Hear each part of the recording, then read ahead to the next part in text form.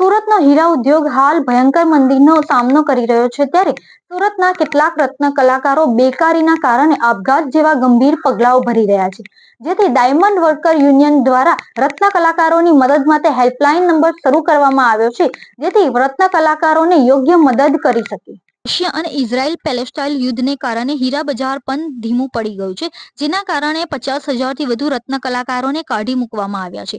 આર્થિક સંક્રમણના કારણે તેઓ અનેક સમસ્યાઓથી ઘેરાયેલા છે। ગુજરાતનું સુરત શહેર હીરાના વ્યવસાય માટે જાણીતું છે। હીરાની ચમક પાછળ આ શહેરમાં રહેતા લોકોના જીવનમાં અંધકાર છવાયેલો છે। ડાયમંડ વર્કર્સ યુનિયન ગુજરાતના સુસાઇડ હેલ્પલાઇન નંબરના અહેવાલમાં આ વાત સામે આવી છે કે હેલ્પલાઇન નંબર પર મળેલા કોલ્સનો ડેટા શેર કરતી વખતે યુનિયને કહ્યું કે લગભગ 25 દિવસમાં તેમણે આત્મહત્યાના હેલ્પલાઇન નંબર પર 1600થી વધુ કોલ્સ આવ્યા છે। આમાંના મોટાભાગના કોલ ડરાવના હોય છે। યુનિયનના ઉપપ્રમુખના જણાવ્યા અનુસાર સુરતમાં છેલ્લા 16 મહિનામાં 65 હીરા કામદારોએ આત્મહત્યા કરી છે। સુરત શહેરમાં મોટા પાયે રફ હીરાનું કટિંગ કરવામાં આવે છે। અહીંના કારખાનાઓમાં હજારો મજૂરો હીરા કાપવાનું કામ કરે છે। છેલ્લા કેટલાક દિવસોથી હીરાના ધંધામાં આવેલી મંદીને કારણે ઘણી મોટી કંપનીઓ બંધ થવાના આરે છે। ઘણી કંપનીઓ રત્ન કલાકારોને નોકરી છોડાવી દીધી છે, જેના કારણે મોટી સંખ્યામાં કામદારોએ તેમના પરિવારનું ગુજરાન ચલાવવામાં તકલીફ પડી રહી છે। આંતરરાષ્ટ્રીય હીરા બજારમાં મંદી આંતરરાષ્ટ્રીય હીરા બજારમાં હાલના દિવસોમાં ભારે મંદી ચાલી રહી છે। આના મુખ્ય કારણો યુરોપ અને અરેબિયામાં ફાટી નીકળેલા યુદ્ધ અને ચીન તરફથી માંગમાં ઘટાડો હોવાનું કહેવાય છે, જેના કારણે સુરતમાં અનેક ડાયમંડ કંપનીઓ બંધ છે। સુરત હીરાની ઓછી માંગને કારણે એક મોટી હીરાની પેઢીએ સાવન મહિનામાં 10 દિવસની રજા જાહેર કરી હતી। આવી સ્થિતિમાં હીરા કામદારોને નોકરીની ખોટ અને પગારમાં કાપને કારણે છેલ્લા 16 મહિનામાં 65 હીરા કામદારોએ આત્મહત્યા કરી છે।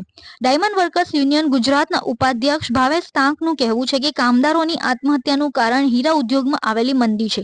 આર્થિક તંગીના કારણે તેમને આપઘાતનું પગલું ભર્યું છે। તેમનું કહેવું છે કે આને ધ્યાનમાં રાખીને યુનિયને 15 જુલાઈએ આત્મહત્યા હેલ્પલાઇન નંબર શરૂ કર્યો હતો। આ હેલ્પલાઇન નંબર પર અત્યાર સુધીમાં 1600થી વધુ કોલ્સ આવ્યા છે। આમાંથી ઘણા લોકોએ કહ્યું કે તેઓ બેરોજગારીના કારણે આત્મહત્યા કરવાનું મન તેઓને થાય છે।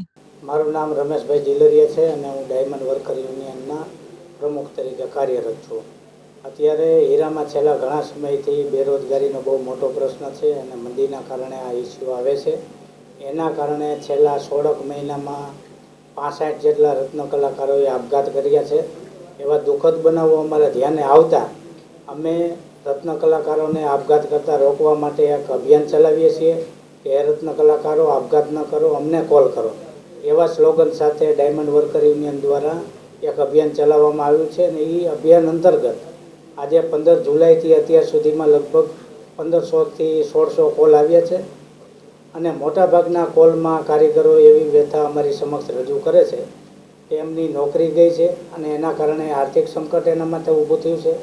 કારીગરો પોતાના બાળકોની ફી ભરવા અસમર્થ છે। કારીગરો પાસે ઘણા કારીગરોને કીટ વિતરણ કરવાની અમારે ફરજ પડી છે। ઘણા કારીગરો એવી ફરિયાદો કરે છે કે અમે મકાનના હપ્તા નથી ભરી શકીએ, ભાડાનું મકાન હોય તો ભાડા ભરવા અસમર્થ બન્યા છે।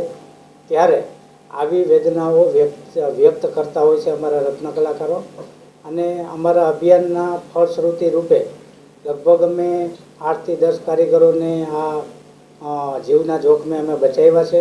કારીગરોને પ્રાથમિક જે જરૂરિયાતો છે એ અમે પૂરી પાડી છે।